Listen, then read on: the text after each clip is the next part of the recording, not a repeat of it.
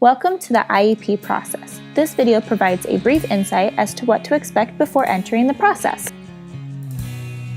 Before we begin, let's give you an overview of the steps. First, we implement RTI into the general education classroom.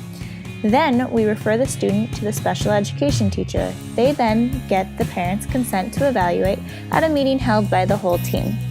After the parent gives the okay, we start evaluating. Once the evaluations are done, within 60 days we hold the IEP meeting.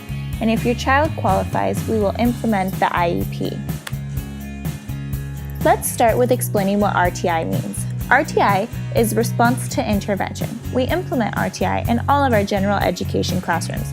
If the student is struggling, we provide intervention to that student to see if the student will improve without further instruction. Just like many interventions, RTI has tiers, specifically 3 of them.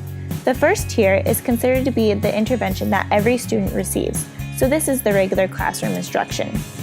Tier 2 is a supplementary intervention. This means that the general education teacher is providing a little more help and in some areas in hopes that the student will gain better access to the material.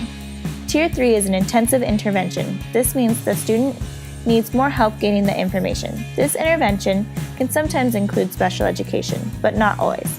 If the student is receiving RTI and is still struggling when we will refer the student to the special education teacher and for evaluation. The special education teacher will then have a meeting with the parents to ask whether they, the parents, give consent to evaluate.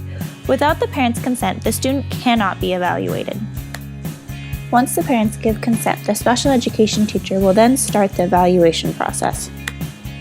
During this part, the special education teacher will gather information through testing. This may include academic areas like math, reading, or writing, but could also include some social behavior depending on the student.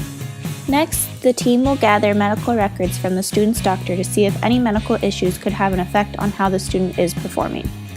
Next, the student will meet with the psychiatrist. The psychiatrist will gather information on the student's mental health and possibly perform an IQ test if an intellectual disability or a learning disability is suspected. The special education teacher may also gather any other information they see fit regarding the student. This usually includes an evaluation from you, the parent. After all the information is collected, the special education teacher will call for a meeting with the whole team. This includes you. The team will evaluate the information and discuss possible services if the student qualifies. If your child qualifies, your team will discuss long-term and short-term goals that the team feels are appropriate for the student. You will also discuss the future and possible transition services for the student.